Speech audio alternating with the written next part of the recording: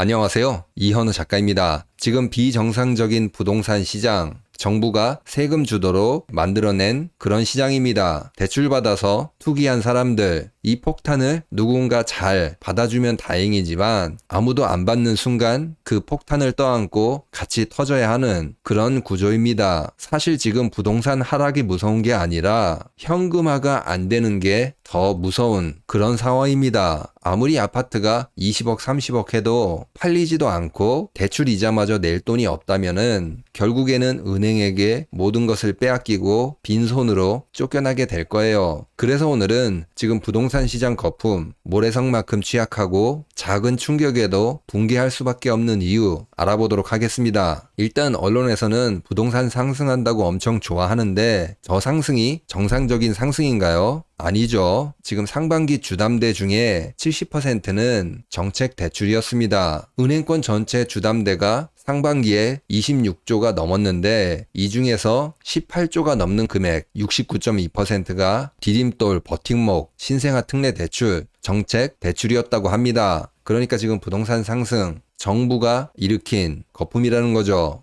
우리나라 경제가 좋아지거나 사람들의 소득이 올라서 정상적으로 상승한 그런 시장은 더더욱 아니라는 겁니다. 정부가 세금 투입을 하지 않았다면은 거품이 일어나지도 않았을 거고 오히려 정상화됐을 거예요. 정부가 이렇게 대출을 풀어서 부동산을 방어를 했지만 사실 이제부터는 돈도 없지만 부동산을 사기 위해서 대출 받을 사람들이 굉장히 줄어들게 됩니다. 이제 그러니까 빚을 안고 부동산을 떠안을 사람들이 급격하게 감소한다는 거죠. 지금 신생아 특례 대출 원래 소득 요건이 부부 합산 소득이 1억 3천이었습니다. 그리고 3분기부터는 2억, 내년부터는 2억 5천 이런 식으로 증가를 해요. 그런데 여기에 해당하는 사람들이 얼마나 될까요? 부부 합산 2억 넘어가는 사람들이 상위 2% 정도에 해당하는 소득입니다. 그러니까 아주 적은 2% 정도의 사람들만으로 부동산을 방어하기가 앞으로 어렵다라는 거죠. 더 이상 뒤를 받쳐줄 그런 사람들이 없어진다는 거죠. 그렇다고 소득이 낮은 사람들, 신용도가 낮은 사람들, 이들에게 대출을 해준다? 이거는 은행들이 지금 안 받을 겁니다. 진짜 마지막 연끌이 거의 다 끝나가는데 그 사이에 우리나라 가계부채 거의 1900조 가까이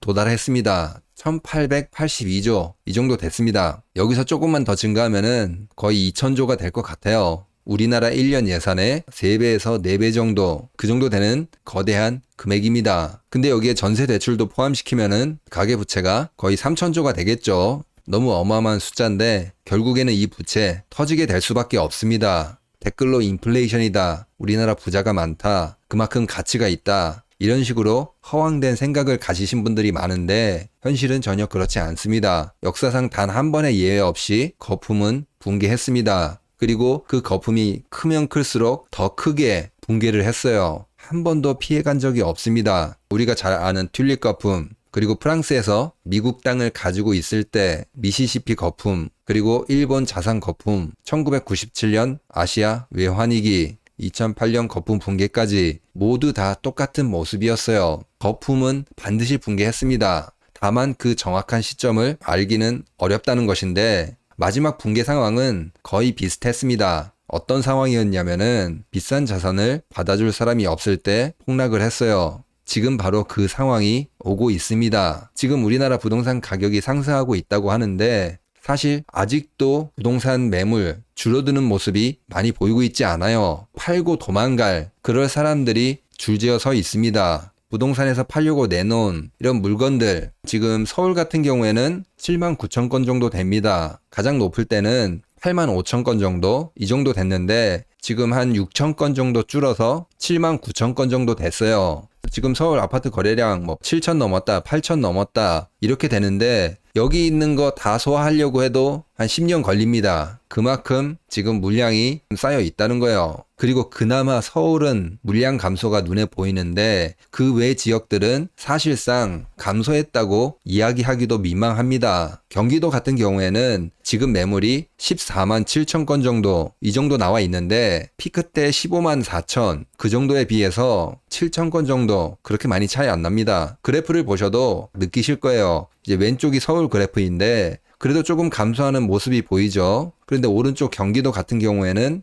감소라고 하기에는 약간 민망한 그 정도 수준입니다. 근데 이제 다른 도시들은 더 심합니다. 받아줄 사람이 없습니다. 매물이 전혀 감소하고 있지 않아요.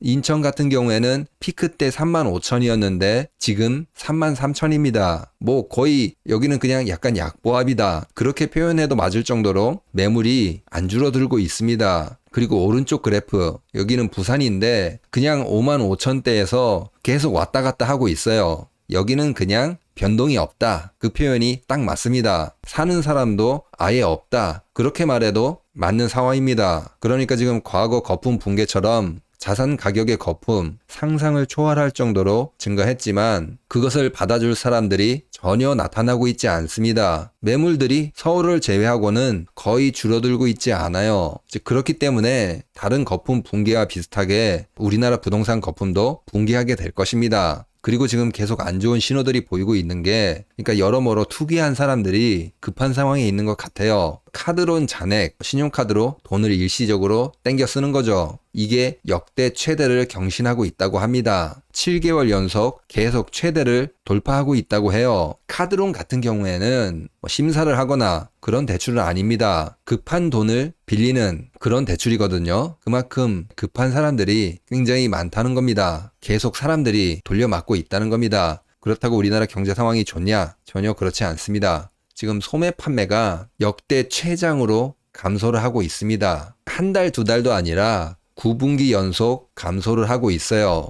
이 그래프를 보시면은 과거 위기는 잠깐 지나갔어요. 그래프를 보시면은 뭐가 확 내려왔다가 다시 올라가고 그런 부분이 보이시죠? 가장 많이 내려간 게 97년 외환위기 이때고, 그 다음이 2003년 카드 대란, 2008년 글로벌 금융위기, 코로나 위기, 이런 식으로 잠깐 내려갔다가 금방 회복을 했습니다. 하지만 지금은 내려갔다가 회복을 못하고 있어요. 사실 이게 가장 큰 문제입니다. 앞으로 얼마나 이 고통이 지속될지 모른다는 거죠. 매물은 늘어나고 사람들은 돈으로 돌려막고 내수가 붕괴해서 경제도 붕괴하고 계속 연쇄적으로 무너지게 되는 그런 방향으로 흐른다는 거죠. 그리고 지금 이 매물들이 더 늘어날 수밖에 없는 이유, 이게 지금 하나가 더 있는데 2차 베이비부머 세대들이 이제 은퇴 연령에 진입합니다. 지금 이렇게 매물이 늘어난 이유, 이거는 은퇴한 사람들이 매물을 내놨습니다.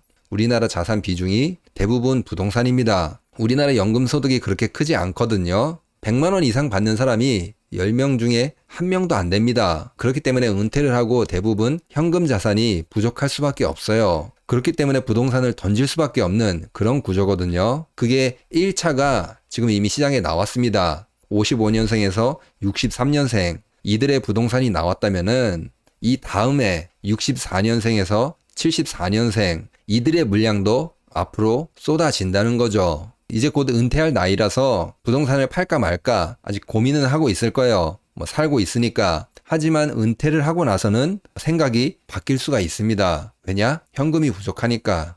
여기서 물량이 한 단계 더 증가하게 될 수 있다는 겁니다. 결국에는 부동산 시장에 이것도 충격으로 다가오게 될 거예요. 오늘 내용을 정리해서 보시면은 이해하실 겁니다. 지금 세금 주도로 부동산을 억지로 떠받치고 있는데 더 이상 대출 받을 사람들이 없습니다. 그리고 이미 너무 많은 대출을 받았어요. 우리나라가 감당할 수 없는 그런 대출입니다. 이 거품 붕괴는 절대 피해갈 수가 없습니다.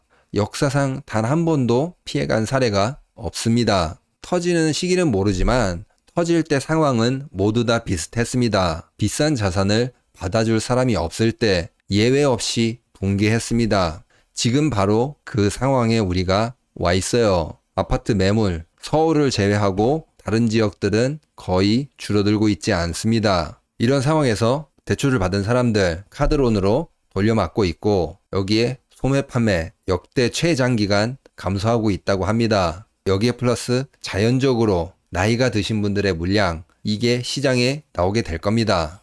결국에는 부동산 가격의 장기적인 하락, 장기적인 정상화 진행이 될 것입니다. 네, 그럼 영상을 마치기 전에 계좌로 후원해주신 권영선님, 문학근님 정말 감사합니다. 다른 분들도 후원을 해주시면은 영상을 만드는데 많은 힘이 됩니다.